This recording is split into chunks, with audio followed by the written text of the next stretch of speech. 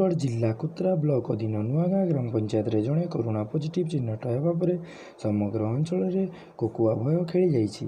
याकु नै कुत्रा साप्ताहिक हाटरे लोकंकु नियंत्रण करने कुत्रार एक सभार आयोजन करा जाई सप्ताह बसुवा रविवार और बुधवार हाट पाली दिन केवल पनीपरिया दुकान व्यतीत माछ मांस ठू नहीं समस्त दुकान बंद रखा निष्पत्ति निया जाइछि। ଏହି ସଭାରେ କୁତ୍ରା ଗ୍ରାମବାସୀ ସମେତ କୁତ୍ରା ବିଡିଓ, କୁତ୍ରା ତହସିଲଦାର, କୁତ୍ରା ଥାନା ଅଧିକାରୀ ସମେତ ବିଭିନ୍ନ ଅନୁଷ୍ଠାନର କର୍ମକର୍ତ୍ତା ମାନେ ଉପସ୍ଥିତ ଥିଲେ। ଏହି ସଭାକୁ କୁତ୍ରା ସରପଞ୍ଚ ଲଳିତା ବରୁଆ ପରିଚାଳନା କରିଥିଲେ। ସମସ୍ତ ଦୋକାନୀଙ୍କୁ ରବିବାର ଓ ବୁଧବାର ଦିନ ଦୋକାନ ବନ୍ଦ କରିବା ପାଇଁ ଏକ ନୋଟିସ୍ ଜାରି କରାଯାଇଥିବାର ଜଣାପଡ଼ିଛି। କୁତ୍ରାରୁ ପଙ୍କଜ କୁମାର ସାହୁଙ୍କ ଖବର, ଗ୍ରାମାଞ୍ଚଳ ଖବର।